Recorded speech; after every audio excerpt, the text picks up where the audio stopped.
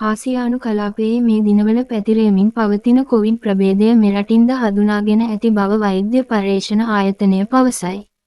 වෛද්‍ය පර්යේෂණ ආයතනයේ වෛරස රෝග පිළිබඳ විශේෂඥ වෛද්‍ය ජූඩ් ජයමහ මහතා සඳහන් කළේ ඔමික්‍රෝන් වෛරසයට අදාළ අණු ප්‍රභේදයන් වන LF.7 සහ XFG යන අණු ප්‍රභේදය ආසාදිත රෝගීන් මෙරටින් වාර්තා වන බවය. නිවෙහිනි රෝහල් කිහිපයකින් ලබාගත් ජෛව සාම්පල වෛද්‍ය පර්යේෂණ ආයතනයට ලබාගෙන සිදු කළ පර්යේෂණ වලින් මේ බව තහවුරු වී ඇති බව විශේෂඥ වෛද්‍ය ජූඩ් ජයමහ මහතා පැවසිය.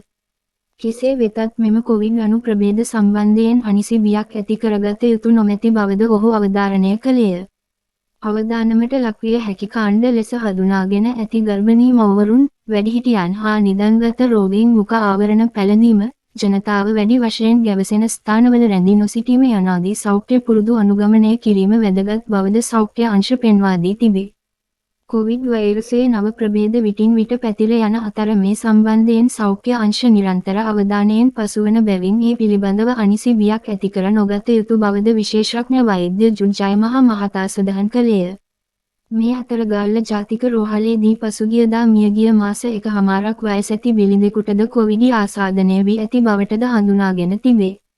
අද දෙරණ සිදු කළ විමසීමකදී රෝහලේ අධ්‍යක්ෂවරයා පැවසුවේ අදාළ බිලිඳාගේ ජෛව සාම්පල පරීක්ෂාවකට කොළඹ වෛද්‍ය පර්යේෂණ ආයතනයට යොමු කිරීමෙන් අනතුරුව ඒ බව තහවුරු වී ඇති බවය. කෙසේ වෙතත් එම වෛරසය ආසියාවේ මේ දිනවල පැතිරෙමින් පවතින නව ප්‍රභේදය බවට හඳුනාගෙන නොමැති බවද ඔහු සඳහන් කළේය.